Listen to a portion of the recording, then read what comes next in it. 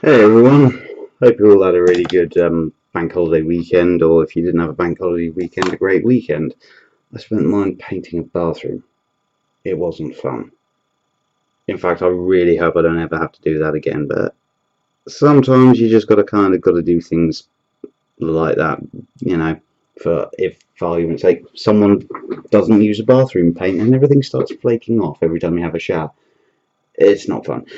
Anyway, what I was going to do today was just a really quick tutorial on doing teeth, because I keep getting asked an awful lot about how to do teeth, and they're really not that much of a pain.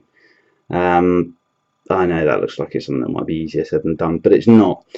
So the way around it that I've always found that works quite nicely is, first off, because green stuff is super sticky, a really good way of doing something that's this fiddly is use your thumbnail.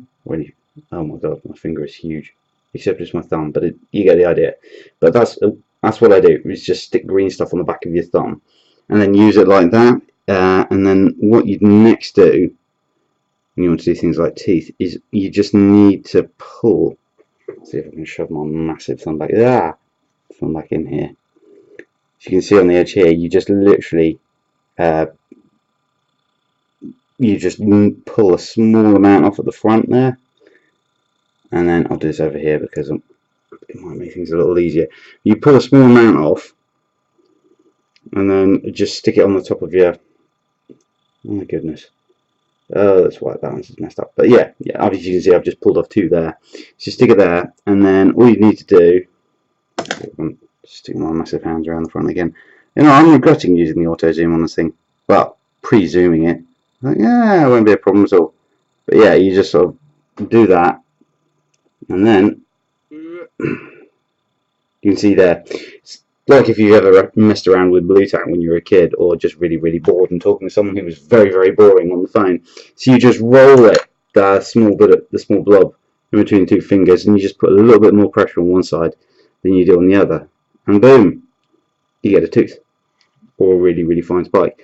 And then, and this is a bonus for using, you can see that there, old paintbrushes where you file down the ends. Trust me, that brownish substance is actually really old, really dried, and green stuff and a little bit of varnish. So yeah, just take that dirty thought out of your mind. Right, I don't promise this will work, but the way that you normally do it then, my goodness, it's trying to attack me. It's like the false widow incident all over again. Is you wrestle with the cork. Yeah, this is, I did not think this through very well. You push your mouse out of the way. Yeah, this head does not like this. So you then just move it around there. For argument's sake, because I've kind of done all the teeth here, all I'm going to do is just stick a tiny little horn there on the front. So what you do is just put it on. As you can see, it's not stood up right. But then all you need to do is just push it at the front, just push it at the base, just so that it sticks, so that when you pick it up right, it doesn't go and fall on the floor. I'm not saying that's happened like quite a few times. All that, damn it. Downside of working in this heat as well. It sticks to everything except for the stuff you need it to stick to, and then it falls on the table. Okay, so I'm not really doing massively well on these things so far. I wonder if a GoPro would make this easier. Possibly. Okay then, so yeah, I'll have another go. That's kind of what you need to do with that. So what I'll do this time, same principle as before, but I'll actually show you how to make a scale. Scales are a lot easier, unless you have really sticky hands. Anything with really sticky hands or sweaty hands, everything becomes much more annoying. So take a blob of green stuff, boom, like so, and get rid of the cork. What I'll do, this isn't going to be a permanent one, this is just showing you how to do it when your tools actually want to work. And then I prefer clay shapers for doing bits and pieces like this, because it does make it a bit easier. Although you've got tons and tons of clay shapers, I find the only ones I ever tend to use is the flat one and everyone keeps calling it bullet tip one as well. So all you need to do is just sort of press it flat, as you can see there, but not too flat. You're not trying to hide any joins. You kind of want a little lip just around the side there. Oh, now this is really not working. I wish I could change the light sound on this. But anyway, do that. Push it into a kind of vague point, as you can see there. And then you got the bullet tip. I'll tell you what, next time what I'll do is I'll sort out the light settings with my hands in shot. And then set that as the norm, and hopefully it won't bounce around a lot like this. Stick it back in there. There you go. So you can see it up there. And of course it's obscuring all the detail, which is great. No, I'm lying, it's terrible.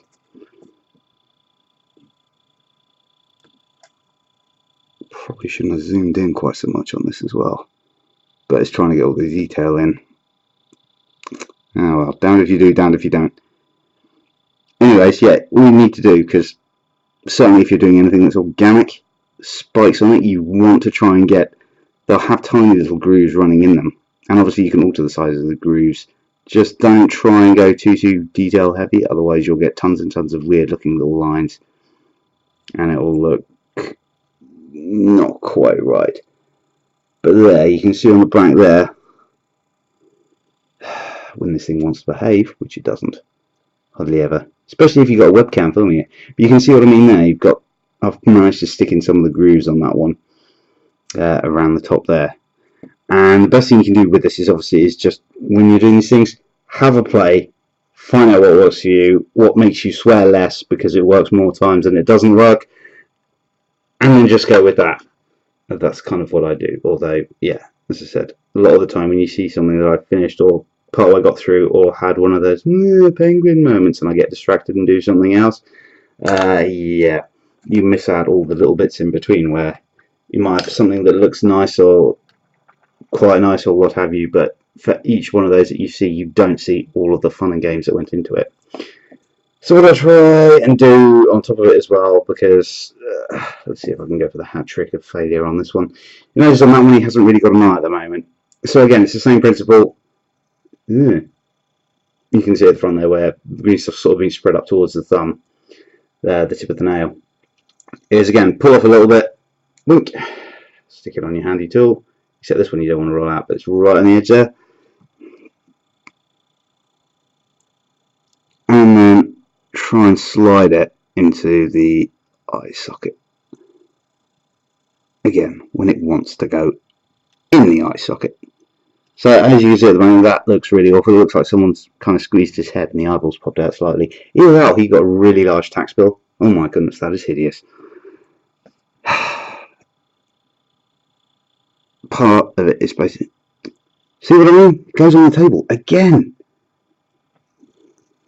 At least with wooden tools, it makes it easier for picking things up. Except for when that happens and it squidges when you pick it up. Damn it. Okay, let's go for this again. Death or glory. Oh, maybe death of the webcam. That's alright, I'm joking. I've never rage quit before on a sculpt. Because even if it's not going very well, yeah, rage quitting is never a good idea, especially with sharp sculpting tools. And the rock paper scissors world of sculpting tools beat hand, especially when you throw in A&E and the doctor's bills, and they stop giving you lollipops. Seriously, I asked for a lollipop the last time something like this happened. I ended up with a scalpel blade in my quad. That was a special evening, and of course, no lollipop. But they were quite happy to charge me 85 quid. 85 quid? Yeah, it was 85 quid as well. I'm sorry, but for 85 quid, even if I convenienced you or messed up your evening because you're having to stick my leg back together, they did. Surgical super glue. You at least got to give me a nice little plaster, probably with a unicorn, or maybe an orc. I'm an open-minded kind of person. Yeah, that still looks rubbish on it. And yeah, a damn lollipop. Is that too much to ask? Right, before I go off on a massive rant about how there are no lollipops once you hit that kind of an age in A&E, but the patronising talk does still go up with it. So you can see there I have actually got it in, but what you can use, because it's not clearly defined, certainly down the bottom right towards the business end of the mouth, is nice little scalpel blade. Again, making sure to keep these away from your quads. They will go through it no trouble whatsoever. The weird part is it doesn't hurt either. That's not to say I'd recommend it. I really would not recommend it. It is a great way to ruin tea towels. But yeah, you'd use the scalpel blade and to just gently, I'm going to try and do this off screen, otherwise I know I'm going to end up with scalpel blade and something else. Probably the palm of my hand this time. I don't know. Depends how, it depends what happens. Neither of which are fun. But yeah, as I said, the way to do it is just gently to push and not to drag. Just the tip of the blade just around inside of the eye socket, just to push the eyeball there. That's kind of better. Push the eyeball basically away, just from the base around here, just from the lip and from around the edges. You can push it away from that, then it means that you can create much sharper, nicer detail, and then yeah, you can get quite a nice head out of it. Still not exactly sure what I'm going to do with this one. I'm ending up with way too many little man heads at the moment. It's ridiculous. It really is. To show you what I mean, I can't remember if I showed this guy last time or not. I'll tell you what, one at a time. One at a time, one at a time. One at a time is always the best way to do it. So yeah, you got that one. I was going to think of something covered in like really nice big serrated spikes to go with that one. Then you have this one. That one I'm definitely thinking I'm going to use as a croxagore, very likely, at some point. Or well, croxagore I can't even speak this evening. Croxagore derivative variant, call it what you will. But I was quite happy with that one. Lots of scales though. I hate doing scales, and yet I end up doing things that require loads of scales. So yeah, I'm not sure how that keeps happening again and again and again. And then there's this one which I've obviously shown around a few times. Ow. At least it wasn't a scalpel. So yeah, so same sorts of principles as you can see with this one. The only difference is obviously you can apply a bit more green stuff here and there, especially if you're doing spikes. And again, you can alter the shape and the size. So for some of the larger ones you can see down the back there, you don't necessarily need to put on more, but when you push the blob onto the model, push it out to get a rough shape of the area you want to cover, then pull back like you're lifting up the edges, just so you've got some stronger, thicker lines around the individual scale, so it does make it look a bit more armoured. And obviously where you have areas like up here in the shoulder area where you have a lot of movement, you want to try and put in smaller scales, because where you've got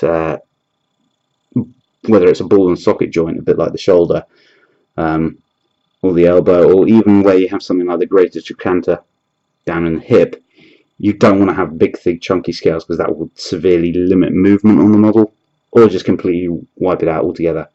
So yeah, so a little bit of I don't know, stuff I make up as I go along. But yeah, hope that was semi-helpful, and if not, I hope that you get put off the idea of accidentally sticking scalpels in your legs so that you end up A&E only to find out there are no lollipops, because that is crushing. Alright, take care everyone, hope you're doing well. See ya.